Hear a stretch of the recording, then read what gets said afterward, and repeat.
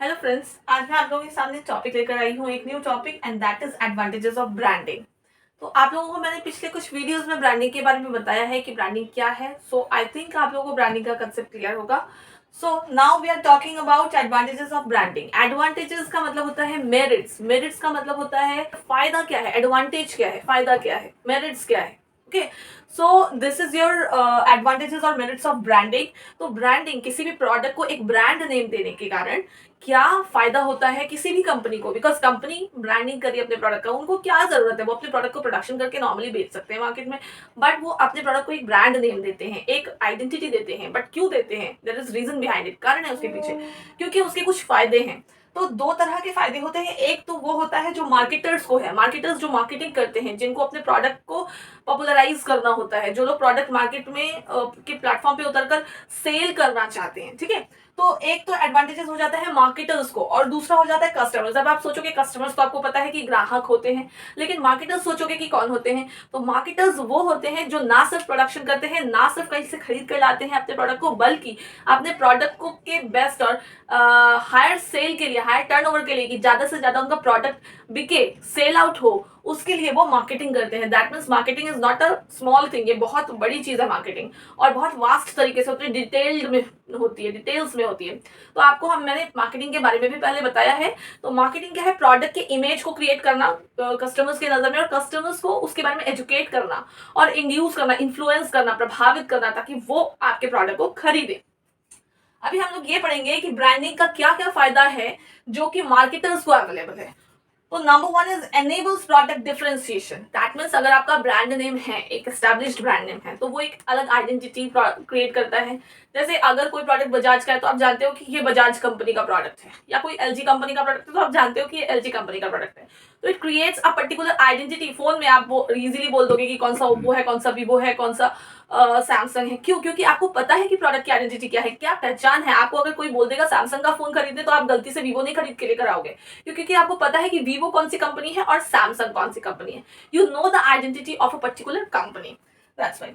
और promotion and advertising is the next point. Promotion and advertising, किसी भी product का एक सेपरेट ब्रांड नेम होने का ये फायदा होता है कि उसे प्रमोट करने की जरूरत नहीं है। प्रमोट मतलब, और उसे पॉपुलराइज करने की जरूरत नहीं है, और उसका पब्लिसिटी करने का जरूरत नहीं है, और साथ ही साथ एडवर्टाइज भी। क्योंकि एडवर्टाइज क्यों करते हैं हम, किसी भी प्रोडक्ट को फेमस करने के लिए, किसी भी प्रोडक्ट को पॉपुलराइज करने के लिए, किसी भी प्रोडक्ट को लोगों के नजर में उसका इंप्रेशन, इम्पैक्ट बहुत अच्छा पड़े, ठीक है, उसका एक स्टैंडर्ड लेवल हो, तो उसके लिए हम लोग एडवर्टाइजिंग करते हैं और प्रमोशनल एक्टिविटीज भी करते हैं। तो की जरूरत नहीं, अगर ब्रांड नेम आपका वेल एस्टैब्लिश्ड है तो आपको किसी भी तरह का एडवर्टाइजिंग या फिर पब्लिसिटी करने की जरूरत ही नहीं है।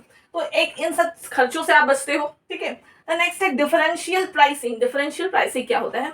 डिफरेंशियल प्राइसिंग मीन्स अगर आपका ब्रांड वेल एस्टैब्लिश्ड है, सभी लोग जानते हैं आपके ब्रांड के बारे में, आपके प्रोडक्ट को जानते हैं, तो आपको क्या है कि प्राइसिंग डिफरेंट रखने में कोई रोक नहीं सकता। या फिर आप अगर अपने प्रोडक्ट की प्राइस डिफरेंट, सपोज करो आपके जैसा ही और भी प्रोडक्ट्स अवेलेबल है, लेकिन अगर आप अपने प्रोडक्ट की प्राइसिंग 1 रुपये, 5 रुपये, 10 रुपये अगर ज्यादा भी रखना चाहते हो, तो आई डोंट थिंक सो कि कस्टमर हिचकेंगे आपके प्रोडक्ट को खरीदने में। क्यों? क्योंकि आपके प्रोडक्ट की आइडेंटिटी ही अलग है, ब्रांड नेम एस्टैब्लिश्ड है, वेल नोन ब्रांड नेम्स है, अच्छी तरह लोग जानते हैं, पहचानते हैं आपके प्रोडक्ट को।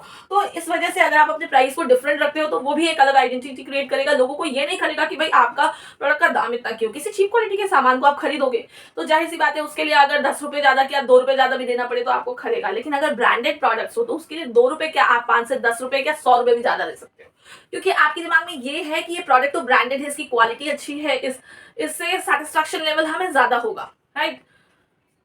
नेक्स्ट है ease in introduction of new product.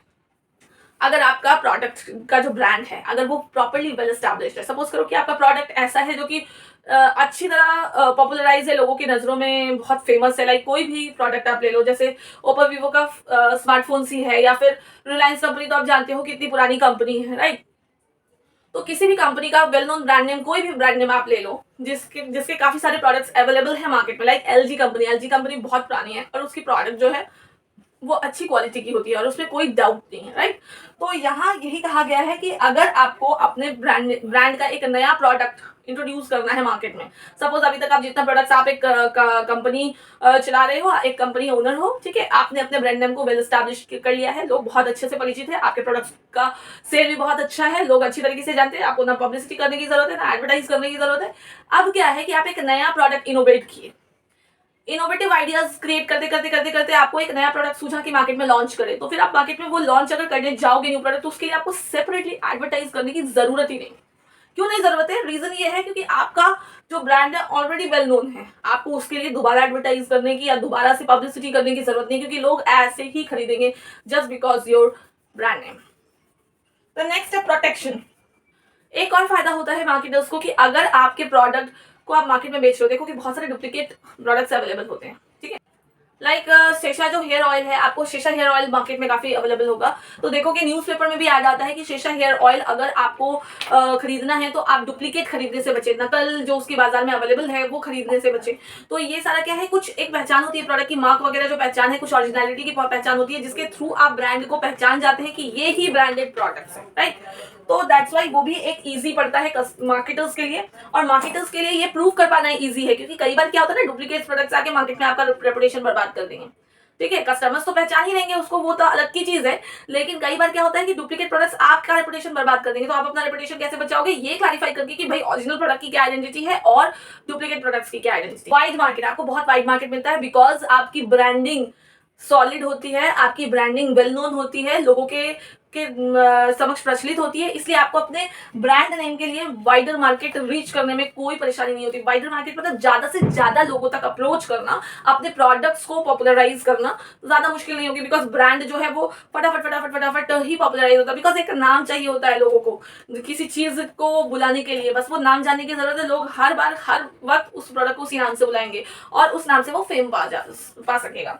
Next check on adulteration. क्या है कि बहुत लोग अपनी मिलावट में क्या है कि बहुत लोग अपने प्रोडक्ट्स में मिलावट करते हैं, तो that is called adulteration. Adulteration बोलते हैं उसको इंग्लिश टर्म में। तो ये जो लोग मिलावट करते हैं अपने प्रोडक्ट्स में, जो ब्रांडेड प्रोडक्ट्स होते हैं, लोगों का कॉन्फिडेंस बहुत हाई होता है, लोगों को पता होता है कि आपके प्रोडक्ट्स में किसी भी तरह का मिलावट नहीं होगा, किसी भी तरह का डुप्लीकेसी नहीं होगा, विश्वास के साथ वो आपके प्रोडक्ट्स को भरोसे के साथ आपके प्रोडक्ट्स को खरीदेंगे, ठीक है।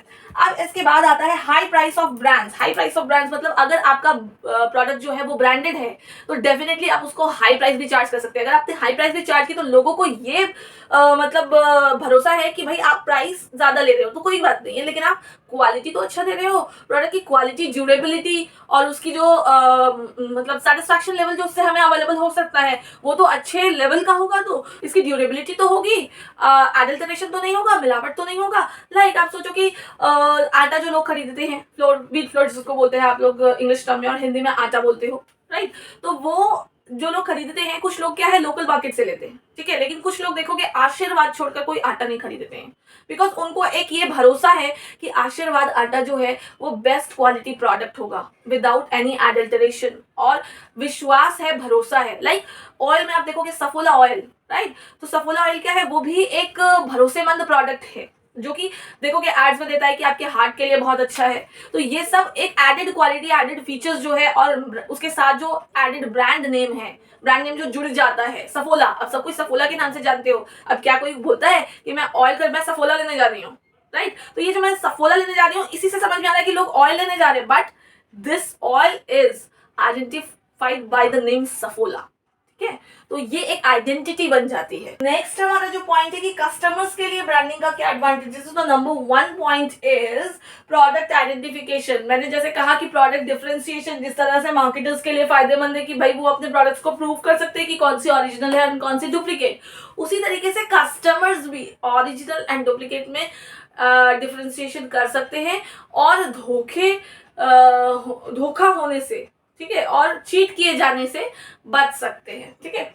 नेक्स्ट है इंश्योर्स क्वालिटी। क्वालिटी इंश्योर करता है कस्टमर को। देखो क्या चाहिए कस्टमर को, यही चाहिए कि प्रोडक्ट जो भी उनको अवेलेबल हो वो उनको बेस्ट क्वालिटी सर्विस प्रोवाइड करे या बेस्ट यूटिलिटी प्रोवाइड करे। यूटिलिटी, उपयोग, दैट इज वेरी इंपॉर्टेंट। आप लोगों ने इकोनॉमिक्स में भी पढ़ा है कि what is utility. Ensures quality जो है उसका मतलब हो जाता है कि क्वालिटी अगर अच्छी है तो कस्टमर्स क्या है हायर प्राइस भी देने के लिए रेडी है और आपके ब्रांडेड प्रोडक्ट्स को भी खरीदने के लिए रेडी है, इसलिए कस्टमर्स को ये एक फायदा है कि उनको अच्छी क्वालिटी का प्रोडक्ट मिलता है।